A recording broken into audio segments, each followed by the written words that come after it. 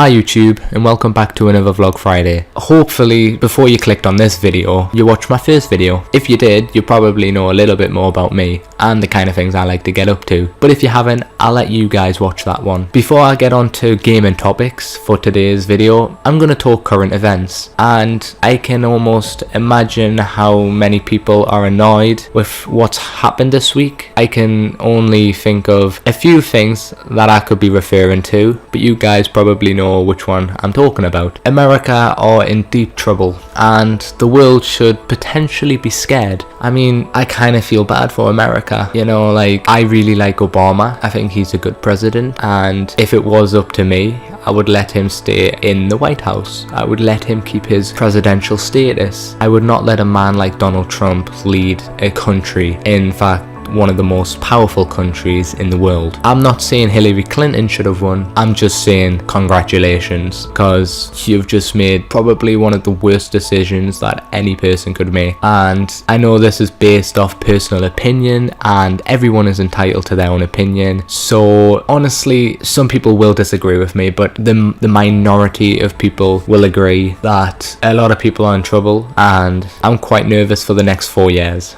Okay, so moving on to some actual important topics like gaming, because that's why you guys are here. I'm a gamer, you know that from my first video, and I want to make vlogs. I want to make vlogs about current events, gaming and me, and that's what I've been doing for this past 2 videos. So N7 Day was on Monday, and to be honest, I was slightly underwhelmed. It wasn't bad. We got a cinematic trailer that was awesome, but I haven't played the trilogy. I don't play Mass Effect, and until recently I didn't really know much about it, but I'm really looking forward to Andromeda. I think it's going to be an amazing game and it's got potential. The cinematic trailer, it didn't reveal a lot. It felt like a teaser. I've seen worse teasers before, cough cough, Red Dead Redemption 2, but it just didn't reveal a lot in terms of gameplay and what we can expect. It did show off like some story elements and a few enemies near the end, but it didn't go into detail. But nonetheless, I'm really excited for Mass Effect next year. I hope it doesn't get delayed, but if it does, I hope it's not for long. I'm not sure if this information has been confirmed, but apparently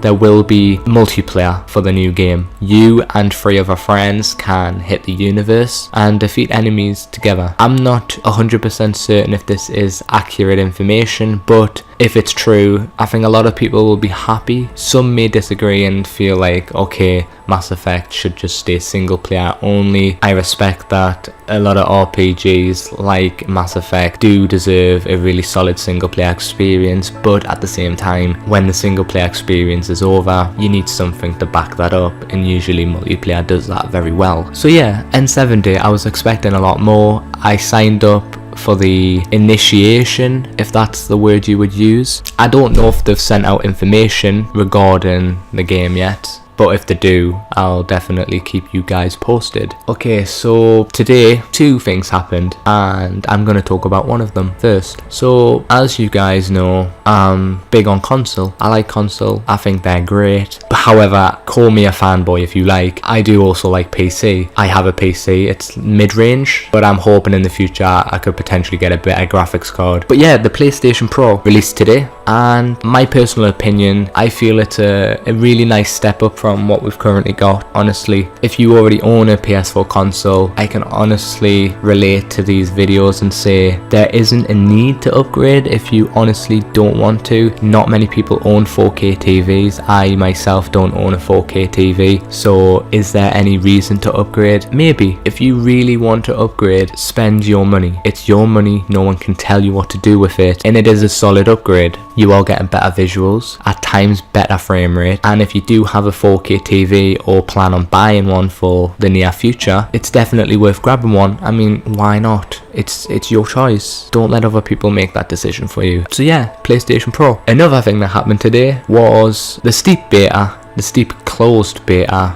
launched today. I woke up at 8:30 UK time. Servers were not live. Servers did not go live until 10 o'clock, and honestly, first initial impressions, the first half an hour, probably average, maybe 5 out of 10. You know, I thought, okay, got some solid mechanics, it works, but you know, will I enjoy this game? It seems like it's going to be a hard game to master, and it was. The first hour or two, you're kind of learning how to do tricks and just have fluidity throughout your game experience, because that's what you want, right? For a game like Steep, that relates back to SSX and Skate 3, you kind of want fluidity. You don't want a game that's rough around the edges and very painful to play. I got back from college later today and I played another 2 to 3 hours with my friend. After the game session, we came to a conclusion that the game is 100% worth a buy. Our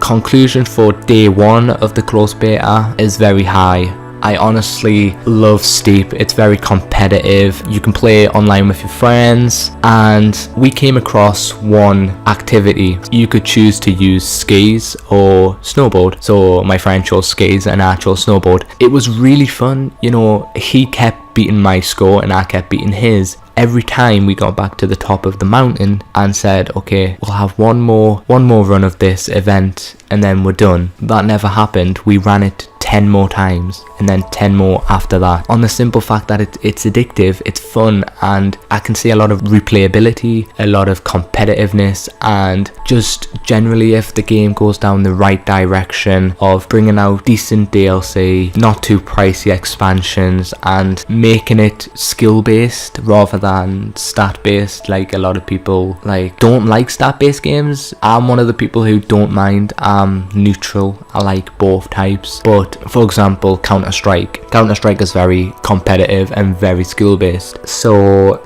a lot of people find it a good game to play. It's a good experience, you know, you put many hours into it, you get good, and you ultimately become the best, and eventually when you learn the little tricks, the game becomes easy and you can log on and have up to 10 hours and you're still not bored. And I feel like it's going to be the same for Steep. You know, it's got times where it could potentially become boring and people won't play, but at the end of the day, it's all about personal preference and whether you're the kind of person who can see the game for what it is. I don't like overhyping a game. I don't think Steep deserves overhyping. Definitely not a game to overhype. It's just a game that can relate back to SSX and Skate 3. If you enjoyed playing those games, I'll recommend checking out Steep if you already haven't. You're probably thinking, why would I check out this game when it's in closed beta? I don't have a code. Okay, you don't have a code. Well, on the 18th of November to the 21st, there will be an open beta. So if you haven't received a code or didn't sign up, that's your time to check it out. Honestly, go for it. Fun experience. And if you've got friends who are willing to play too, I think you're gonna get a good first 3-4 hours out of the beta, and that's just your first day. So yeah, that's Steep. Okay, so The Division.